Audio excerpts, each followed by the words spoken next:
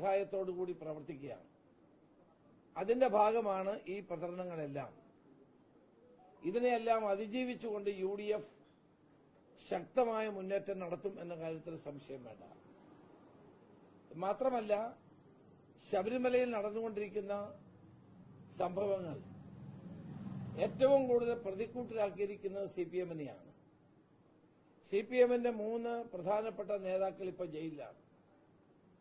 അതിൽ തന്നെ പത്മകുമാറിനെതിരെ SIT നൽകിയ റിപ്പോർട്ട് വളരെ ഗൌരവതരമാണ്.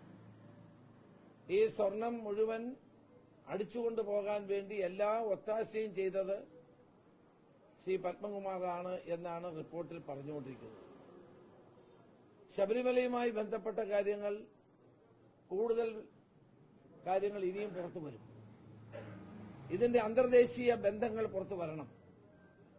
അതുകൊണ്ടാണ് കോടതിയുടെ മേൽനോട്ടത്തിൽ CBI അന്വേഷണം വേണം എന്ന് ഞാൻ ആവർത്തിച്ചു പറയുന്നത്. ഒരു വിദേശത്തുള്ള വ്യവസായി എന്നോട് പറഞ്ഞ കാര്യങ്ങൾ വളരെ ഞെട്ടിപ്പിക്കുന്നത് തന്നെയാണ്.